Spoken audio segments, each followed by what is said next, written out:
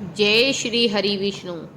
ताल बजे और बजे मृदंगा, बजे श्री हरि की वीणा, करे विष्णु की जय जयकार। आषाढ़ी एकादशी पर करे उनका गुणगान।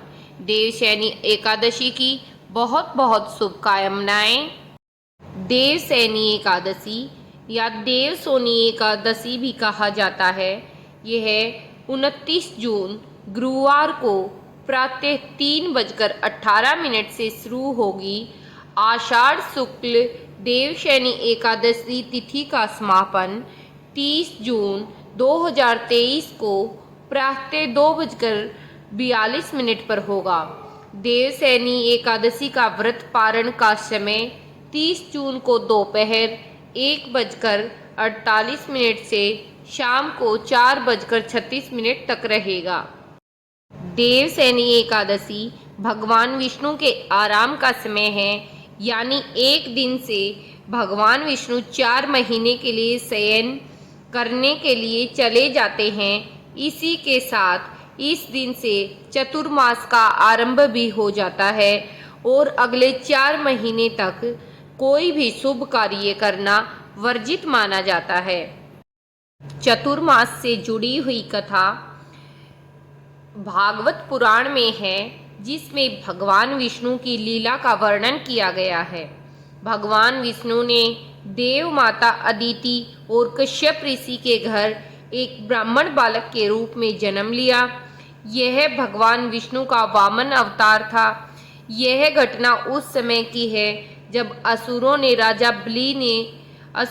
राजा बलि ने स्वर्ग पर अधिकार कर लिया। स्वर्ग पर फिर से देवताओं का आधिपत्य हो, इसके लिए भगवान विष्णु ने वामन अवतार लिया। एक समय की बात है, जब असुर राज बलि यज्ञ कर रहा था, तभी भगवान विष्णु अपने वामन अवतार में उस यज्ञ में पहुंचे। बलि अपने वचन का पक्का और दानी था। भगवान विष्णु ने वामन अवतार में बलि से 3 पग भूमि मांगी। असुरों के गुरु शुक्राचार्य को यह बात थोड़ी अजीब लगी, तो उन्होंने बलि को चेताया, लेकिन वह नहीं माना और 3 पग भूमि दान में देने की बात कही। उसके पश्चात भगवान विष्णु ने विकराल रूप धारण किया।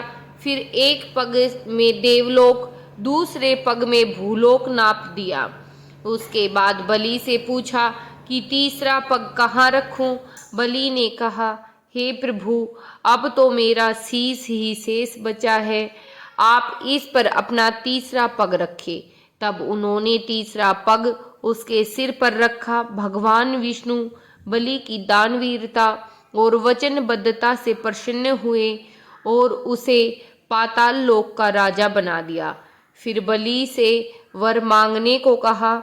बलि ने कहा कि प्रभु, मैं चाहता हूँ कि जब भी मैं सोकर आंखें खोलूं तो सबसे पहले आपके दर्शन हो। भगवान विष्णु ने तथास्तु कह दिया और बलि के साथ पाताल लोक में रहने लगा। तब माता लक्ष्मी ने बलि को अपना भाई बना लिया, जिसके परिणाम स्वरूप बलि ने भगवान विष्णु को उसके वचन से मुक्त किया।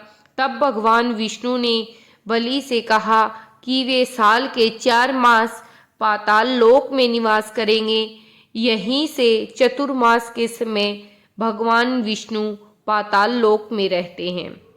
अब मैं आप सभी को देवशैनी एकादशी की कथा सुनाती हूँ। इस व्रत से प्राणी की समस्त मनोकामनाएं पूर्ण होती हैं।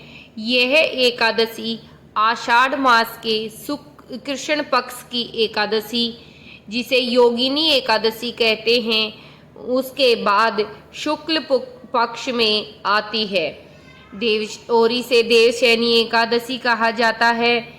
इसी एकादशी से चतुर्मास का आरंभ माना जाता है। इस अवधि में कोई भी शुभ कार्य जैसे विवाह आदि नहीं किया जाता। मान्यता है, इस दिन से भगवान श्री हरि विष्णु क्षीर सागर में शयन करते हैं। फिर 4 माह बाद उन्हें उठाया जाता है। उस दिन को देव उठनी एकादशी कहा जाता है। इस बीच के अंतराल को चतुर्मास कहा जाता है। और भगवान भोलेनाथ इस सृष्टि का संचालन करते हैं। देवशयनी एकादशी को देवशयनी, महा एकादशी, थोली एकादशी, हरि शयनी तथा प्रबोधिनी एकादशी भी कहा जाता है। देवशयनी एकादशी की व्रत कथा कुछ इस प्रकार है। धर्मराज युधिष्ठिर ने कहा, हे केशव, आषाढ़ शुक्ल एकादशी का क्या नाम है? इस व्रत के करने की विधि क्या है और किस देवता का पूजन किया जाता है? श्री कृष्ण कहने लगे कि हे युधिष्ठिर, जिस कथा को ब्रह्मा जी ने नारद से कहा था वही मैं तुमसे कहता हूँ। एक बार देव ऋषि नारद जी ने ब्रह्मा जी से इस एकादशी के विषय में जानने की उत्सुकता प्रकट की। तब ब्रह्मा जी ने उन्हें बताया, सतयुग में मांधाता नाम का एक चक्रवर्ती सम्राट राज्य करते थे। उनके राज्य में प्रजा बहुत सुखी थी, किंतु भविष्य में क्या हो जाए यह कोई नहीं जानता। अतः वे सभी इस बात से अनभिज्ञ थे कि उनके राज्य में शीघ्र ही भयंकर अकाल पड़ने वाला है।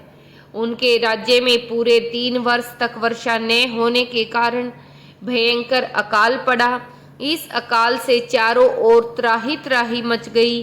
धर्म पक्ष के यज्ञ, हवन, पिंड दान, कथा, व्रत आदि में कमी हो गई। जब मुसीबत पड़ी हो तो धार्मिक कार्यों में प्राणी की रुचि कहाँ रह जाती है। प्रजा ने राजा के पास जाकर अपनी वेदना की दुहाई दी। राजा तो इस स्थिति को लेकर पहले ही बहुत दुखी थे। वो सोचने लगे, आखिर मैंने ऐसा कौन सा पाप कर्म किया है जिसका दंड मुझे